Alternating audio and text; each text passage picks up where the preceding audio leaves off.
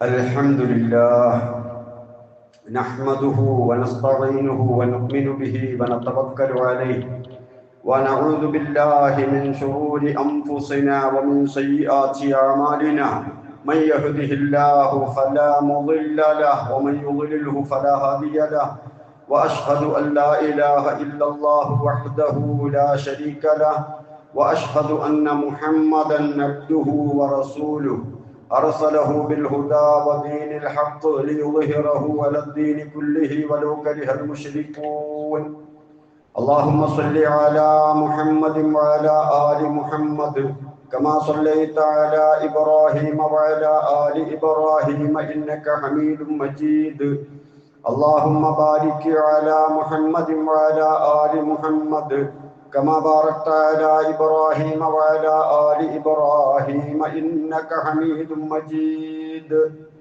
أما بعد ألا إن خير الكلام كلام الله وخير الهدي هدي محمد صلى الله عليه وسلم وشر الأمور محدثاتها وكل محدثة بدعة وكل بدعة ضلالة وكل ضلالة في النار.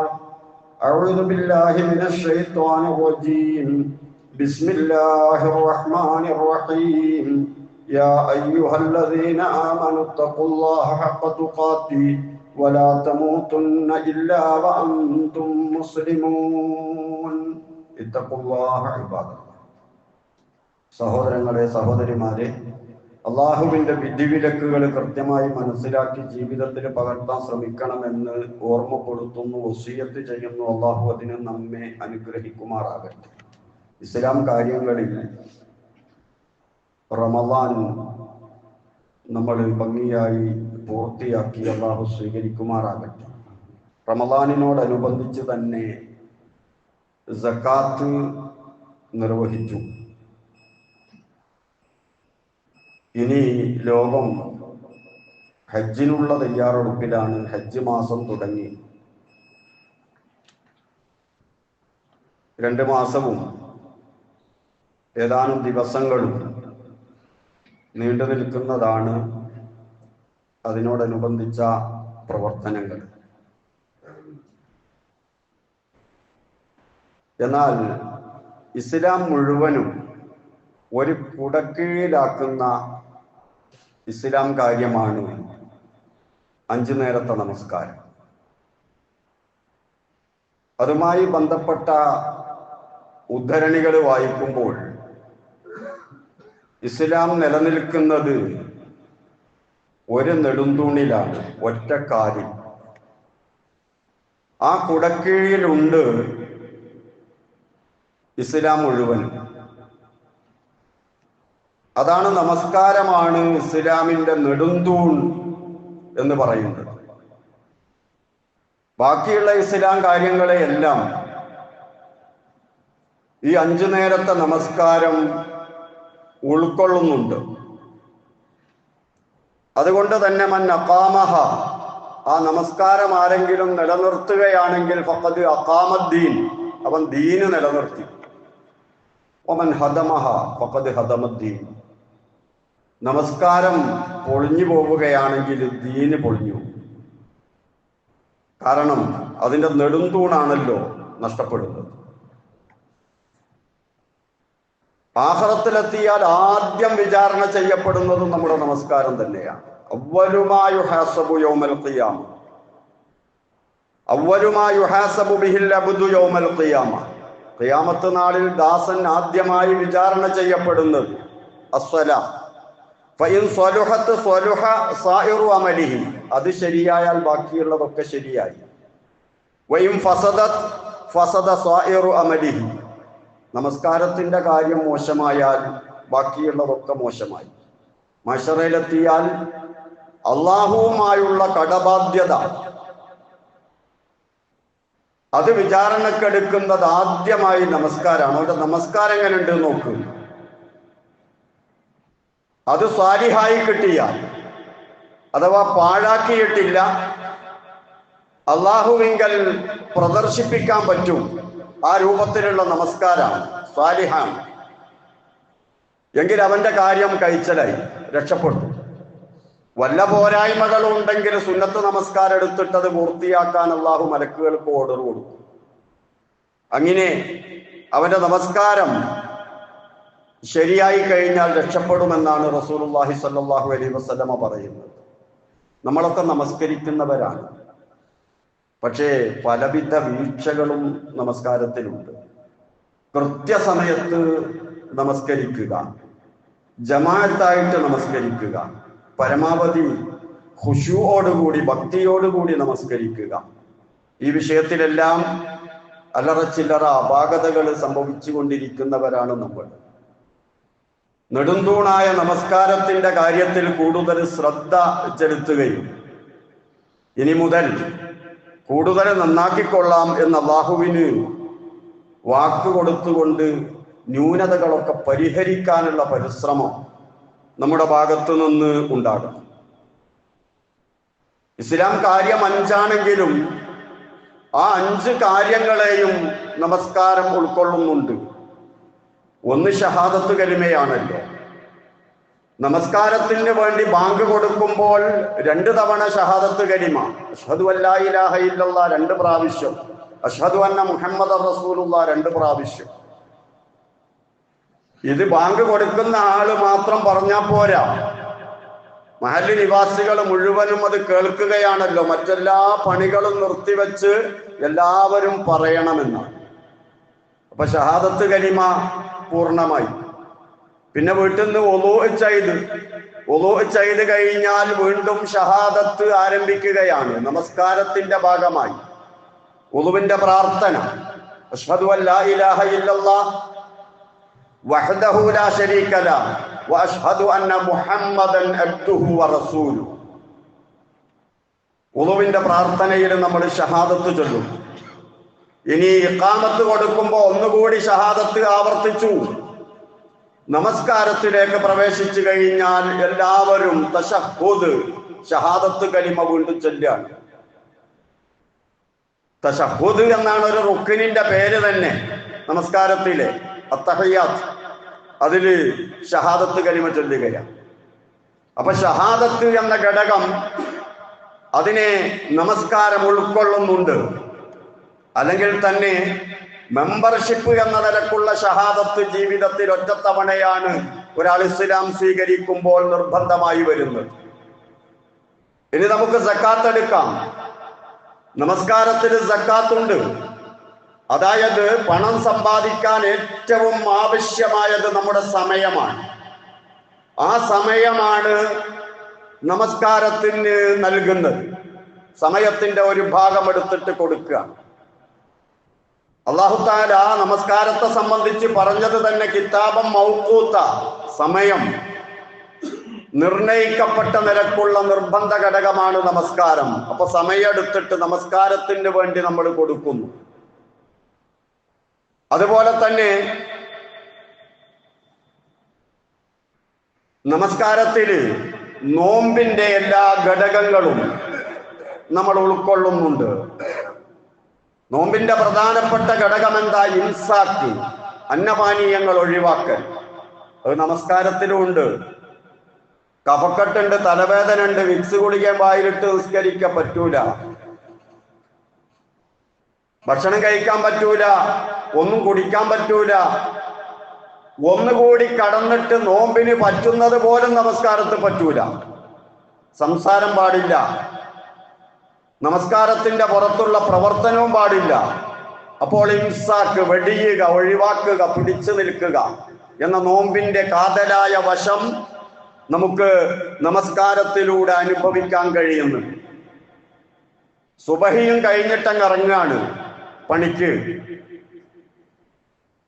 അതുപോലെ ജോലിയിലായിരിക്കെ തന്നെ 4 നമസ്കാരങ്ങൾ വരുന്നു. അതിനൊക്കെ നമ്മൾ സമയം മാറ്റിവെക്കുകയാണ്. ളുഹ്ർ, അസ്ർ, മഗ്രിബ്, ഇശാ, കടയൊക്കെ ആകുന്ന സമയത്ത്, നമസ്കാരത്തിന്റെ സമയത്ത് ആ സമയം അല്ലാഹുവിന് കൊടുക്കുന്നു. എന്നിട്ടാണ് ദുനിയാവിന്റെ പ്രവർത്തനങ്ങൾ.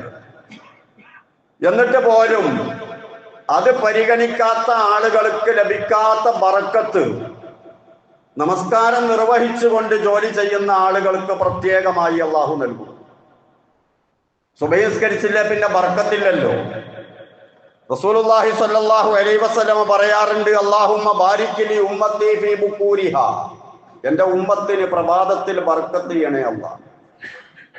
ഉദയം വരെ കടന്നുറങ്ങുന്ന ആളുകൾ, സുബഹി ഒഴിവാക്കുന്ന ആളുകൾ, അവരുടെ ജീവിതത്തിൽ എന്ത് ബർക്കത്താ. ചില ആളുകൾ സുബഹി നിസ്കരിച്ച് പിന്നെ ഉറങ്ങും. ഉറക്കൊരു തവണ അല്ലേ? രാത്രിയത്തെ ഭക്ഷണം ഒരു തവണ അല്ലേ? അതുപോലെ ഉറക്കൊരു തവണ. സുബഹി നിസ്കരിച്ച് പിന്നെ ഉറങ്ങരുത്, ബർക്കത്തുണ്ടാവൂല. റിസ്ക് തേടി പോകണം, നമ്മുടെ പ്രവർത്തനങ്ങളിൽ ഏർപ്പെടണം. ഇതാണ് റസൂലുള്ളാഹി സ്വല്ലല്ലാഹു അലൈഹി വസല്ലമയുടെ ചര്യ. സുബഹി കഴിഞ്ഞ് വേറൊരു പണിയും ഇല്ലെങ്കിൽ പള്ളിയിൽ അവിടെ ഇരിക്കുക, ദിക്റും ദുആയും ഒക്കെയായി. സൂര്യൻ ഉദിച്ചു ഉയരട്ടെ, 2 റക്അത്ത് നിസ്കരിച്ചിട്ടങ്ങ് പോയാൽ പൂർണ്ണമായ ഹജ്ജ് ചെയ്ത കൂലി. ഹജ്ജത്തിൻ താമ്മത്തിൻ താമ്മത്തിൻ താമ്മ, പൂർണ്ണമായ ഹജ്ജ് ചെയ്ത കൂലി. അവിടെയും ഉറക്കില്ല. അപ്പൊ നമ്മുടെ ജീവിതം എന്ന് പറയുന്നത് ആഖിറ ഉണ്ടാക്കാനും ദുനിയാവിൽ സുരക്ഷിതമായി ജീവിക്കാനുമുള്ളതാണ്. അതുകൊണ്ട് തന്നെ അള്ളാഹു ഖുർആനിൽ പറയുന്നു, രാത്രിയെ സംബന്ധിച്ച് അതിനെ ലിബാസ, വസ്ത്രമാക്കിയിരിക്കുന്നു. ഉറക്കിനെ സംബന്ധിച്ച് സുബാത്ത, അത് നിങ്ങൾക്ക് വിശ്രമിക്കാനുള്ളതാക്കിയിരിക്കുന്നു. പകൽ സമയത്തെ സംബന്ധിച്ച് മാഷ, അത് നിങ്ങൾക്ക് ജീവിക്കാനുള്ള പ്രവർത്തികളിൽ ഏർപ്പെടാനുള്ളതാക്കിയിരിക്കുന്നു. ഇതെല്ലാം കൃത്യമായി ഖുർആൻ നമ്മോട് പറഞ്ഞു തരുന്നുണ്ട്. ഇനി നമുക്ക് ഈ നമസ്കാരവുമായി താരതമ്യം ചെയ്താൽ സമാനമായ ഒരാരാധനയും മറ്റൊന്ന് കാണാൻ കഴിയില്ല. കാരണം ഇസ്ലാം കാര്യങ്ങളിൽ മറ്റ് കാര്യങ്ങൾ മുഴുവനും ചില സന്ദർഭങ്ങളിൽ ഒഴിവായി പോകും. ഒഴിവാക്കാൻ അനുവാദമുണ്ട്. സക്കാത്ത് എല്ലാവർക്കും നിർബന്ധമില്ലല്ലോ. ദരിദ്രൻ സക്കാത്ത് കൊടുക്കേണ്ടതില്ല, രോഗി നോമ്പെടുക്കേണ്ടതില്ല. മാറാത്ത രോഗമാണെങ്കിൽ ജീവിതത്തിൽ തന്നെ പിന്നെ അത് ഖളാഉം വീട്ടണ്ട. ഇനി ഹജ്ജിന്റെ കാര്യം എടുത്താൽ മനിസ്തത്താഅ ഇലൈഹി സബീല എന്നാ പറഞ്ഞത്. എല്ലാ നിലക്കും കഴിവുണ്ടെങ്കിലാണ് നമസ്കാരം നിർബന്ധമാകുന്നത്, ആ ഹജ്ജ് നിർബന്ധമാകുന്നത്. നമസ്കാരം അങ്ങനല്ല. ബുദ്ധി സ്ഥിരത ഉണ്ടോ? നിൽക്കാൻ പറ്റുന്നില്ലെങ്കിൽ ഇരുന്നിട്ട്, അതിന് പറ്റുന്നില്ലെങ്കിൽ കിടന്നിട്ട്, സുജൂദിനും റുകൂഇനും ആംഗ്യം കാണിക്കാൻ വരെ പറ്റുന്നില്ലെങ്കിൽ മനസ്സുകൊണ്ട് നമസ്കാരം പിരിയുന്ന പരിപാടിയില്ല. നിർബന്ധമായി നമസ്കരിച്ചു കൊണ്ടിരിക്കണം. അപ്പോൾ അർറുക്നുൽ മുതക്കർരിർ, ആവർത്തിച്ച് വരുന്ന ഇബാദത്താണ് നമസ്കാരമെന്ന്. ഇനി ഹജ്ജുമായി ബന്ധപ്പെട്ട് പറയുകയാണെങ്കിൽ ഹജ്ജിന്റെ കാതലായ വശം നമസ്കാരത്തിലുണ്ട്. ഹജ്ജിന് ഇഹ്റാം കെട്ടും, നിസ്കാരത്തിൽ ഇഹ്റാം കെട്ടണം. തക്ബീറത്തുൽ ഇഹ്റാം എന്നല്ലേ പറയാ. അതുപോലെ തന്നെ അയ്യുൽ അമാലി അഫ്ളൽ, റസൂലിനോട് ചോദിച്ചിരുന്നു ഏറ്റവും ശ്രേഷ്ഠമായ അമലേത്? റസൂല് പറഞ്ഞു അസ്സലാത്തു ലിമീഖാത്തിഹാ, മീഖാത്തിൽ നമസ്കരിക്കലാണ് ഏറ്റവും ശ്രേഷ്ഠമായ അമല്. മീഖാത്ത്, അതിന്റെ സമയം, ഹജ്ജിന്റെ സമയം. അപ്പൊ ഹജ്ജിന് മീഖാത്ത്, നമസ്കാരത്തിന് മീഖാത്ത്, നമസ്കാരത്തിന്റെ മീഖാത്ത് അതിന്റെ സമയമാണ്. അതുപോലെ തന്നെ ഹജ്ജുമായി ബന്ധപ്പെട്ട് നമ്മൾ പോകുന്നത് കഅബയിലേക്കാണ്. ആ കഅബയിലേക്ക് തിരിഞ്ഞു നിന്നുകൊണ്ടാണ് നമ്മൾ 5 നേരവും നമസ്കരിക്കുന്നത്. അതുപോലെ ലോകത്തിന്റെ വിവിധ ഭാഗങ്ങളിൽ നിന്ന് നമസ്കരിക്കുന്ന ആളുകളെ ഒരു വാന നിരീക്ഷണം നടത്തുകയാണെങ്കിൽ കഅബയുടെ ചുറ്റുമാണ് അവര് തിരിഞ്ഞു നിന്നിരിക്കുന്നത്. കഅബയിലേക്ക് നോക്കി വൃത്താകൃതിയിലായി പള്ളികളും നമസ്കാരങ്ങളും നമുക്ക് കാണാൻ പറ്റുന്നതാണ്. അപ്പൊ കഅബയുമായി ബന്ധപ്പെട്ട നടക്കുന്ന ഹജ്ജുമായി ഒരാത്മബന്ധം നമസ്കാരത്തിലുണ്ട്. ഹജ്ജിന് സൗഹാർദ്ദമാണല്ലോ, സമത്വമാണല്ലോ. ആ സമത്വം നമ്മൾ ആസ്വദിക്കുകയാണ്, ആ മധുരം ആസ്വദിക്കുകയാണ് നമസ്കാരത്തിലൂടെ.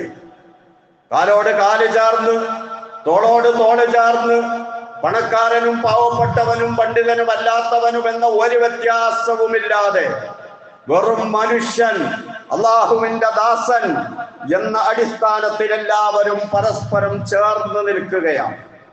ഒരു ഇമാമിനെ പൂർണ്ണമായി എല്ലാ വിഷയത്തിലും പിന്തുടരുന്ന അച്ചടക്കവും നമസ്കാരത്തിലൂടെ നമ്മൾ ശീലിക്കുകയാണ്. അതുകൊണ്ട് തന്നെയാണ് മഹാനായ റസൂലുള്ളാഹി സ്വല്ലല്ലാഹു അലൈഹി വസല്ലം അസ്സലാ അസ്സലാ എന്ന അന്തിമ വസിയ്യത്തായി ഉമ്മത്തിനോട് പറഞ്ഞത്. നമസ്കാരത്തിന്റെ കാര്യം ശ്രദ്ധിക്കണേ, നമസ്കാരത്തിന്റെ കാര്യം ശ്രദ്ധിക്കണേ എന്ന് പറഞ്ഞുകൊണ്ടാണ് മഹാനായ റസൂലുള്ളാഹി സ്വല്ലല്ലാഹു അലൈഹി വസല്ലം വിട പറഞ്ഞു പോയത്. ഇസ്ലാം കാര്യങ്ങൾ മുഴുവനും നമസ്കാരത്തിൽ ഉൾക്കൊണ്ടതാണ് നമ്മൾ ഈ കണ്ടത്. ഇനി ഈമാനും നമസ്കാരത്തിൽ തന്നെയാണ്. അല്ലാഹു തആല വിശുദ്ധ ഖുർആനിൽ ഖിബില മാറ്റലുമായി ബന്ധപ്പെട്ട ആയത്തിറക്കിയപ്പോ ആദ്യം ബൈത്തുൽ മുഖദ്ദസിലേക്ക് തിരിഞ്ഞു നിന്ന് നമസ്കരിച്ച ആളുകൾ അവർക്ക് പിന്നീട് കഅബയിലേക്ക് തിരിഞ്ഞു നിന്ന് നമസ്കരിക്കാൻ കഴിയാതെ മരണപ്പെട്ടു പോയിട്ടുണ്ട്. അവരുടെ നമസ്കാരം ഫലപ്രദമാണ്, അതിന്റെ പ്രതിഫലം നഷ്ടപ്പെട്ടു പോവുകയില്ല എന്ന് പറയാൻ വേണ്ടിയിട്ട് ഖുർആൻ പറഞ്ഞത് വമാ കാന അല്ലാഹു ലിയുളിയ ഈമാനക്കും, നിങ്ങളുടെ ഈമാൻ അല്ലാഹു തആല പാഴാക്കി കളയുകയില്ല. അപ്പൊ നമസ്കാരത്തിന് അല്ലാഹു തആല പറഞ്ഞത് ഈമാൻ എന്നാണ്. നമ്മെ ഓരോ ദിവസവും കഴുകി വൃത്തിയാക്കാനുള്ള ഇബാദത്താണ് 5 നേരത്തെ നമസ്കാരം. റസൂൽ സല്ലല്ലാഹു അലൈഹി വസല്ലമ പറഞ്ഞത് നല്ല കുളിക്കടവുള്ള ഒരു പുഴയോടാണ് ഉപമിച്ചത്. 5 നേരവും അതിലിറങ്ങി കുളിക്കുകയാണ് എങ്കിൽ ദേഹത്ത് യാതൊരുവിധ അഴുക്കും അവശേഷിക്കുകയില്ല, എല്ലാം വൃത്തിയായി പോകും. ഇനി വല്ല അഴുക്കുകളും ആ അഴുക്കുകളുടെ കാഠിന്യം കൊണ്ട് പോകാതിരിക്കുകയാണെങ്കിൽ, 5 നേരത്തെ നമസ്കാരം കൊണ്ട് പോകാതിരിക്കുകയാണെങ്കിൽ, അൽ ജുമുഅത്തു ഇലൽ ജുമുഅ, ഒരു ജുമുഅ അടുത്ത ജുമുഅ വരെ എല്ലാവിധ പാപക്കറകളും നീക്കിക്കളയുന്നതാണ്. അതുകൊണ്ടും പോകാത്തതുണ്ടെങ്കിൽ റമളാനു ഇലാ റമളാൻ, ഒരു റമളാൻ അടുത്ത റമളാൻ വരെയുള്ള പാപക്കറകൾ നീക്കിക്കളയുന്നതാണ്. ചുരുക്കത്തിൽ നാം ചെയ്യുന്ന ഇബാദത്തുകൾ മുഴുവനും നമ്മുടെ പാപക്കറകൾ, മാലിന്യങ്ങൾ നിർമാർജനം ചെയ്യാനുള്ളതാണ്. അതിലേറ്റവും പ്രധാനപ്പെട്ടത് 5 നേരത്തെ നമസ്കാരം തന്നെ. ഈ നമസ്കാരം കൃത്യമായി നിർവഹിച്ചാൽ തന്നെ സ്വർഗത്തിലേക്ക് പോകാം. റസൂലുള്ളാഹി സ്വല്ലല്ലാഹു അലൈഹി വസല്ലമ ഒരു ദിവസം പ്രസംഗിച്ചു കൊണ്ടിരിക്കുകയാണ്. അങ്ങനെ പ്രസംഗിക്കുമ്പോൾ റസൂല് പറഞ്ഞു, വല്ലദീ നഫ്സു മുഹമ്മദിൻ ബിയദിഹി, വല്ലദീ നഫ്സീ ബിയദിഹി, എൻ്റെ ശരീരം ആരുടെ കയ്യിലാണോ അവൻ തന്നെ സത്യം. ഒരു 3 തവണ ഈ സത്യം ആവർത്തിച്ചു. എന്നിട്ട് റസൂലുള്ളാഹി കുമ്പിട്ട് നിന്നു, തലകുനിച്ചു. ഇത് കണ്ടപ്പോ സഹാബാക്കൾ റസൂല് ചെയ്യുന്നത് ചെയ്യുക എന്ന നിലക്ക് അവരും തലകുനിച്ചു, കരയാൻ തുടങ്ങി. എന്താ പറയാൻ പോകുന്നത്, വലിയ ഒരു കാര്യമാണല്ലോ എന്ന നിലക്ക്. റസൂല് തല ഉയർത്തിയിട്ട് പുഞ്ചിരിച്ചു.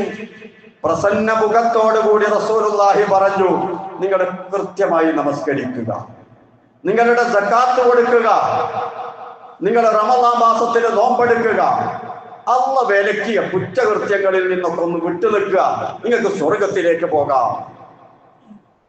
മഹാനായ റസൂലുള്ളാഹി സ്വല്ലല്ലാഹു അലൈഹി വസല്ലം സന്തോഷ വാർത്ത പറയുകയാണ്.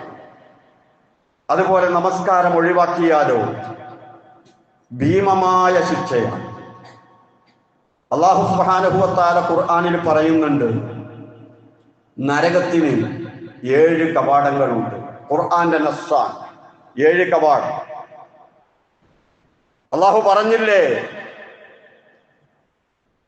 വ ഇന്ന ജഹന്നമ ലമൗഇദുഹും അജ്മഈൻ, നരകമാണ് അവരോട് താക്കീത് നൽകപ്പെട്ടത്. ലഹ സബ്അത്തു അബ്വാബിൻ, 7 ഡോറുകളുണ്ട്. ലികുല്ലി ബാബിൻ മിൻഹും ജുസ്ഉം മഖ്സൂം, ഓരോ ഡോറിലൂടെയും പോകുന്ന നിശ്ചിത ആളുകൾ, ഇന്ന ആളുകൾ ഇന്നതിലൂടെ പോകണമെന്ന്.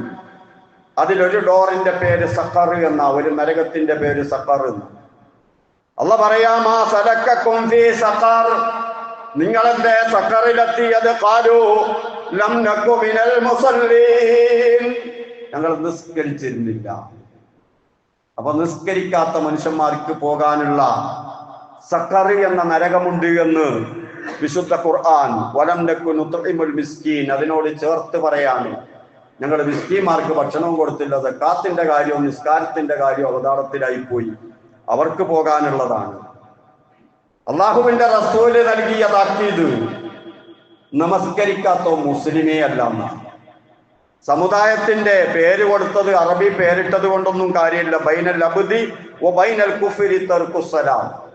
ഒരു മനുഷ്യൻ മുസ്ലിമാകുന്നതിന്റെയും കാഫറാകുന്നതിന്റെയും ഇടയിലുള്ള അടയാളം, പ്രത്യക്ഷമായ അടയാളം നമസ്കാരം ഉപേക്ഷിക്കലാണ്. നമസ്കാരം ഉപേക്ഷിക്കുന്നവൻ കാഫറും നമസ്കാരം നിർവഹിക്കുന്നവൻ മുഅ്മിനും. ഇതാണ് റസൂലുള്ളാഹി സ്വല്ലല്ലാഹു അലൈഹി വസല്ലമ നമ്മെ പഠിപ്പിച്ചത്. ഈ നമസ്കാരം മുത്തവാത്തിറായിട്ട് റസൂല് പഠിപ്പിച്ചതാണ്.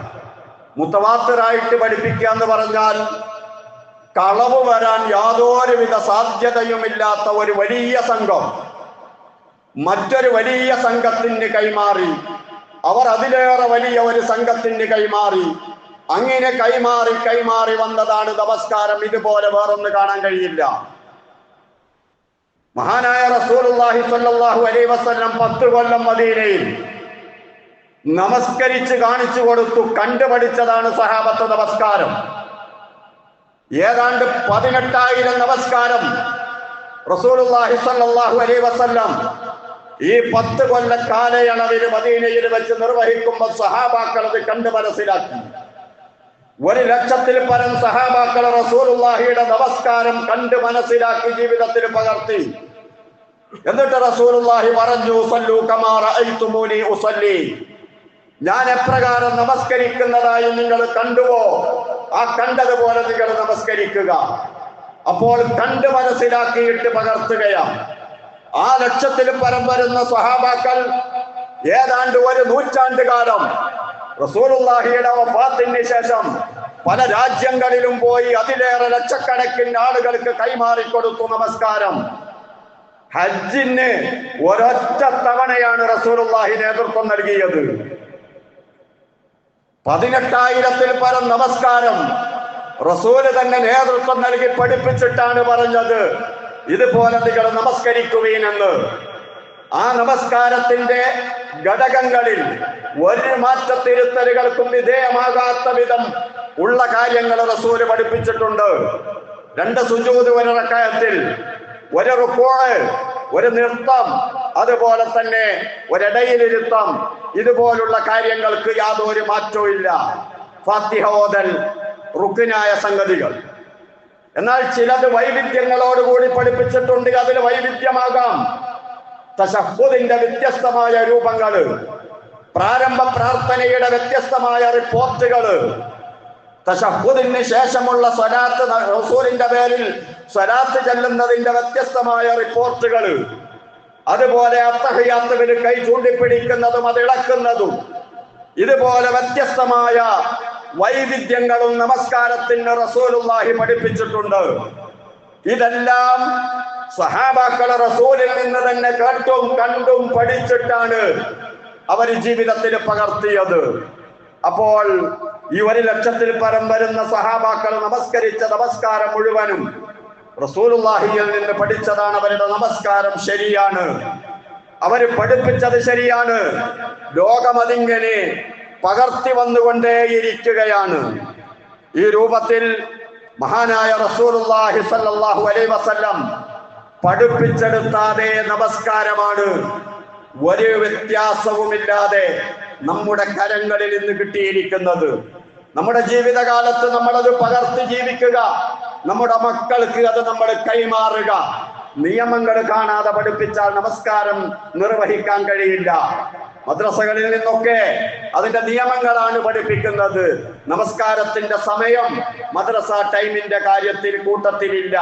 അതുകൊണ്ട് കുട്ടികളുടെ നമസ്കാരം പ്രത്യേകിച്ച് രക്ഷിതാക്കൾ ശ്രദ്ധിക്കണം.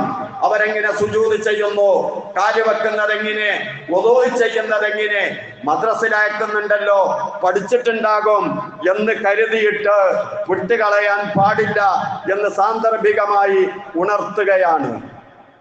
അപ്പോൾ നബി കരീം സല്ലല്ലാഹു അലൈഹി വസല്ലം നമ്മെ പഠിപ്പിച്ച ആ നമസ്കാരം ജീവിതത്തിൽ കൊണ്ട് നടക്കാനും അതിനുവേണ്ടി അള്ളാഹുവിനോട് ആത്മാർത്ഥമായി പ്രാർത്ഥിക്കാനും അത് നമ്മുടെ മക്കൾക്കും നമ്മുടെ കീഴിലുള്ളവർക്കും പകർന്നു നൽകാനും അള്ളാഹു തൗഫീഖ് നൽകുമാറാകട്ടെ.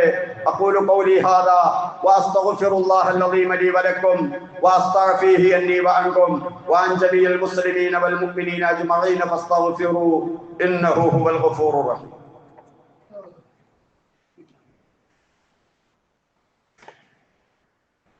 അൽഹംദുലില്ലാഹ് വസ്സലാത്തു വസ്സലാമു അലാ റസൂലില്ലാഹ് വഅലാ ആലിഹിൽ ഫായിസീന ബിറിളല്ലാഹ് ഊസീകും ഇബാദല്ലാഹി വഇയ്യായ ബിത്തഖ്വല്ലാഹ്. സഹോദരങ്ങളെ, സഹോദരിമാരെ, അള്ളാഹുവിന്റെ വിധിവിലക്കുകൾ കൃത്യമായി മനസ്സിലാക്കി ജീവിതത്തിൽ പകർത്താൻ ശ്രമിക്കണമെന്ന് ഒരിക്കൽ കൂടി ഓർമ്മപ്പെടുത്തുന്നു, വസിയത്ത് ചെയ്യുന്നു. അള്ളാഹു അതിന് നമ്മെ അനുഗ്രഹിക്കുമാറാകട്ടെ.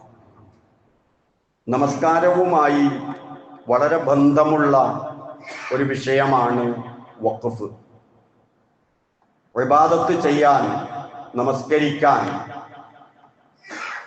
പ്രത്യേക അധികാരമില്ലാത്ത സ്ഥലം അഥവാ വഖഫ് എന്ന് പറഞ്ഞാൽ തന്നെ ഒരു വ്യക്തിയുടെ ബാഹ്യമായ അവകാശം, കൈകാര്യ അവകാശം, അതുകൂടി അള്ളാഹുവിന് വിട്ടുകൊടുക്കുക. ഇനി പ്രത്യേക അവകാശമൊന്നുമില്ല, അതിൻ്റെ വരുമാനവും ഉദ്ദേശിക്കുന്നില്ല, അതെല്ലാം വിട്ടുകൊടുക്കുകയാണ് അള്ളാഹുവിന്. ഇതിന്റെ പേരാണല്ലോ വഖഫ്. അതാണ് നമ്മുടെ പള്ളികളെല്ലാം. പള്ളികളിൽ വല്ലാത്ത സമാധാനമാണ്. ആരുടെയും സ്വത്തല്ല, അള്ളാഹുവിൻ്റെതാണ് പള്ളി. അവിടെ വന്നിരുന്നാൽ കൂലിയാണ്. എന്ത് പ്രയാസമുണ്ടെങ്കിലും ആ വീട്ടിൽ വന്ന് അള്ളാഹുവിനോട് പറഞ്ഞ് തിരിച്ചു പോയാൽ വല്ലാത്തൊരു സമാധാനമാണ്. പള്ളിയിൽ കയറിയിട്ട് ചില ആളുകൾ ഒരു പ്രത്യേക സ്ഥലത്ത് എപ്പോഴും ഇരിക്കും. റസൂല് പറയുന്നുണ്ട്, അതുപോലും പാടില്ല. ആ സ്ഥലം അദ്ദേഹത്തിൻ്റെതാണ് എന്ന് തോന്നിപ്പോകുന്ന വിധത്തിൽ വരെ കൈകാര്യം ചെയ്യാൻ പാടില്ല. ഒട്ടകത്തോടാണ് ഉപമിച്ചത്. ഒട്ടകത്തിന് കിടക്കാനൊരു സ്ഥലം കൊടുത്താൽ അങ്ങനെയാണ്, എപ്പോഴും അവിടെ തന്നെ വന്ന് കിടക്കും. ആ സ്വഭാവം പാടില്ലേ എന്ന് റസൂലുള്ളാഹി സ്വല്ലല്ലാഹു അലൈഹി വസല്ലം. അപ്പൊ മാറി മാറി പല സ്ഥലങ്ങളിലായി നമസ്കരിക്കുക. ആ സ്ഥലങ്ങളൊക്കെ നമുക്ക് വേണ്ടി അള്ളാഹുവിനോട് സാക്ഷി പറയും. ഇന്ന് വിവാദമായി കൊണ്ടിരിക്കുകയാണ് വഖഫ് ഭൂമി. എല്ലാ മതങ്ങൾക്കും അവരുടേതായ പ്രത്യേക ഭൂമികളുണ്ട്, അതൊന്നും പ്രശ്നമല്ല. പക്ഷേ മുസ്ലിങ്ങളുടേത് പ്രശ്നമാണ് എന്ന രൂപത്തിലുള്ള ചർച്ചകൾ ഒന്ന് ഇളക്കിവിടാനുള്ള പ്രവർത്തനങ്ങൾ, ഇതെല്ലാം പല കോണുകളിലൂടെയും നടക്കുകയാണ്. നമ്മുടെ സമാധാനത്തിന്റെ കാര്യബോധത്തോടുകൂടി കൃത്യമായി വിഷയങ്ങൾ ആളുകൾക്ക് മനസ്സിലാക്കി കൊടുക്കേണ്ട ആളുകളാണ്. അള്ളാഹു അത്തരത്തിൽ പ്രവർത്തിക്കാൻ നമുക്ക് തൗഫീഖ് നൽകുമാറാകട്ടെ. 1954 വഖഫ് ബോർഡ് നിലവിൽ വന്നു. ഓരോ സംസ്ഥാനത്തും പ്രത്യേക വഖഫ് ബോർഡുകൾ, കേന്ദ്ര തലത്തില് വഖഫ് കൗൺസിൽ. വഖഫ് ഭൂമിയുടെ പ്രവർത്തനങ്ങളെല്ലാം ഏകോപിപ്പിക്കുവാനും നിരീക്ഷിക്കുവാനും ഒക്കെയായിരുന്നു. പല കാലങ്ങളിലായി അതിൻ്റെ നിയമങ്ങളിൽ ഭേദഗതി നടന്നിട്ടുണ്ട്. 1995 ബോർഡിന് കൂടുതൽ അധികാരം നൽകുന്ന വിധത്തിലുള്ള ഭേദഗതി നടന്നു. 2013 ഒരു ഭേദഗതി നടന്നു. അങ്ങനെ അതാണിപ്പോഴും തുടർന്നു വരുന്നത്. എന്നാൽ ഇപ്പോൾ നടക്കുന്നത് വഖഫ് ബോർഡിനുള്ള ഏതാണ്ട് എല്ലാ അധികാരങ്ങളും എടുത്തു മാറ്റുന്ന വിധത്തിലുള്ള ഭേദഗതിയാണ്. അതും പാസ്സായിരിക്കുകയാണ്. ഏതായാലും അള്ളാഹുവിൻ്റെ ഭൂമി, വഖഫ് ചെയ്യപ്പെട്ട ഭൂമി, അതിൻ്റെ പവിത്രത നമ്മളായിട്ട് കളഞ്ഞു കുളിക്കാതിരിക്കുകയും പരമാവധി സുരക്ഷിതമായി ഈ വഖഫുകളൊക്കെ നിലനിൽക്കാൻ അകമഴിഞ്ഞ് അള്ളാഹുവിനോട് പ്രാർത്ഥിക്കുകയും ചെയ്യേണ്ട പ്രത്യേക സന്ദർഭമാണ്. നമ്മൾ അള്ളാഹുവിന് നമസ്കരിക്കുന്നത് അവന്റെ ഭൂമിയിൽ ചെന്ന് അവന് വേണ്ടി മാത്രം നീക്കിവെച്ച ഭൂമിയിൽ ചെന്ന് നമസ്കാരം നിർവഹിക്കുന്നത് വലിയ ആശ്വാസത്തോടുകൂടി അനുഭൂതിയോടുകൂടി നമ്മൾ ആസ്വദിക്കുകയാണ്. ഒരു തറവാട്ടിലേക്ക് കയറി ചെന്ന പ്രതീതി അത് തന്നെയാണ് മക്കയിൽ പോയാലും ഉള്ളത്. ലോകത്തിന്റെ നാനാഭാഗത്തുള്ള ആളുകളും അവിടെ വന്നു ഒരു ഇമാമിന്റെ കീഴിൽ നമസ്കരിക്കുകയാണ്. പ്രതാപത്തോടുകൂടി കഅബ നിലനിൽക്കുകയാണ്. എന്ത് വേണമെങ്കിലും ചോദിച്ചോ എന്ന് അല്ലാഹു പറഞ്ഞു. ദുആക്ക് ഉത്തരം കിട്ടുന്ന ഒരുപാട് സ്ഥലങ്ങൾ, വരുന്നവർക്കെല്ലാം കുടിക്കാൻ പരിശുദ്ധമായ സംസം വെള്ളം, ഇതെല്ലാം നൽകിയിട്ട് മനുഷ്യന് മാനസികമായി എല്ലാവിധ സംരക്ഷണവും സൗഭാഗ്യവും നൽകുന്ന വിധത്തിൽ ഇസ്ലാം നിലനിൽക്കുമ്പോൾ പലർക്കും ഇതൊന്നും സഹിക്കാൻ കഴിയില്ല.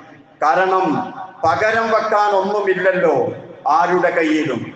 അത് മാത്രമാണ് ഇതിന്റെ പിന്നിലുള്ള രഹസ്യമെന്ന് മനസ്സിലാക്കി ആത്മാർത്ഥമായി അള്ളാഹുവിലേക്ക് മടങ്ങി അള്ളാഹുവിനോട് പ്രാർത്ഥിക്കുക. അള്ളാഹുവേ, ദീനിന്റെ അടയാളങ്ങളെല്ലാം വളരെ ഭംഗിയായി നിലനിന്ന് കാണാനുള്ള തൗഫീഖ് നൽകണേ റഹ്മാനെ.